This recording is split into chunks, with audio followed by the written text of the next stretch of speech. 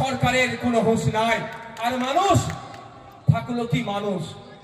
মা কাঁদছে, তার আশ্রয়স্থলে স্কুলে মাটি গঙ্গা পদ্মায় তলিয়ে যাচ্ছে, আর থাকলো কি মানুষ? আমাদেরকে মানুষ মনে করে? মনে হয় আমাদেরকে মানুষ মনে করে? আমি বিশ্বাস করি না ভাই, শুধুমাত্র ভোটার মনে করেন। তাহলে মানুষের প্রসঙ্গটা আসছেই না। আমি ঘুরে আসলাম ওখান থেকে, আমি আপনাদের বলি ওই প্রসঙ্গ একটু ছোট্ট করে বলবো। গিয়ে দেখলাম প্রায় 138টি পরিবার ধ্বংস হয়ে গিয়েছে। এই রিসেন্ট 2-1 মাসের মধ্যে আরো পরিবার হয়তো ধ্বংস হতে পারে যদি সরকার না সদর্থক ভূমিকা নেয়। একদিকে শুভেন্দু অধিকারী বড় বড় কথা বলে, জ্ঞান দিয়ে বেড়াচ্ছে। আমি এই মঞ্চ থেকে শুভেন্দু অধিকারী দিল্লির নেতাদেরকে বলতে চাই, পদ্মা হচ্ছে আন্তর্জাতিক একটা নদী। কেন আপনারা আন্তর্জাতিক নদীর যে স্ট্যাটাস আছে, নর্মস কন্ডিশন আছে, কেউ যদি এই নদী দ্বারা ক্ষতিগ্রস্ত হয় পুনর্বাসনের জন্য যেই রুলস আছে সেই রুলস অনুযায়ী এই 138টা পরিবার ক্ষতিপূরণ পাবে না। এই নিয়ে আপনি একবারও কথা বলতে দেখছি না কেন? হিন্দু ভাই গল্প শোনালেও যে 138টি পরিবার ক্ষতিগ্রস্ত হয়েছে, ওখানে আমার হিন্দু আমার মুসলিম সমাজের মানুষরাও আছে।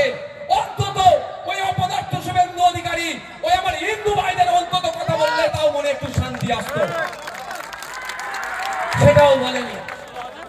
আর আমাদের রাজ্য সরকার খেলামেলা করে হাজার হাজার কোটি টাকা অপাত্রে দান করছে, ওখানে কংক্রিটের বাঁধ নির্মাণ করেনি। গঙ্গা বক্ষে তলিয়ে যাচ্ছে, মালদা মুর্শিদাবাদ নদিয়ার এই অংশ গঙ্গা বক্ষে পদ্মা বক্ষে তলিয়ে যাচ্ছে, কোনো ব্যবস্থা গ্রহণ করছে না। আর উল্টো দিকে হাজার হাজার কোটি টাকা খেলামেলা করে নষ্ট করে দিচ্ছে। আপনাদের বলি, অনেকের মধ্যে একটা ভুল ধারণা ঢুকিয়ে রেখেছে নাকি ওই গঙ্গা ভাঙন পদ্মা ভাঙন রোধ করা যায় না। আপনারা এখান থেকে যদি মালদাতে যান, ফারাক্কা যখন পার করবেন, গেট আছে না, কি গেট বলে গো? ফারাক্কা ব্যারেজ আছে তো, তার ঠিক ডান সাইডে নতুন আর একটা ব্রিজ তৈরি হচ্ছে না ভাই? হচ্ছে তো নাকি? যদি গঙ্গা বক্ষের ওপরে নতুন করে ব্রিজ নির্মাণ করা যায়, তাহলে গঙ্গা বক্ষে যদি নতুন ব্রিজ নির্মাণ করা যায়, তাহলে কেন গঙ্গার পাড়ে ভাঙন রোধ করা যাবে না? আমাদেরকে মন মুছে রাখা হচ্ছে। তার সাথে সাথে বলছি, পশ্চিম বাংলায় একটা বড় চর্চিত পর্যটন কেন্দ্র হচ্ছে দীঘা। দীঘাতে আমরা অনেকেই কম বেশি গিয়েছি বা তার ভিডিও দেখেছি। মাঝ সমুদ্র থেকে যেভাবে ঢেউ এসে পাড়ে আছড়ে পড়ছে, দীঘার কি পার ক্ষতিগ্রস্ত হয়েছে? এই আওয়াজ দেবেন আপনারা। তাহলে যদি ঢেউ আছড়ে পড়লেও ক্ষতিগ্রস্ত না হয়, কারণটা কি?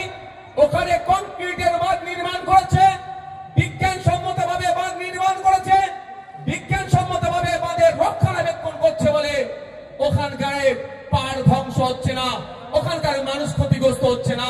যদি দীঘায় কংক্রিটের বাঁধ নির্মাণ করে ওখানকার মানুষকে বিপদের হাত থেকে বাঁচানো যায়, কেন মুর্শিদাবাদ, কেন মালদা, নদিয়ার একটা অংশের মানুষকে ওই কংক্রিটের বাঁধ নির্মাণ করে এই বিপদের হাত থেকে রক্ষা করবে না?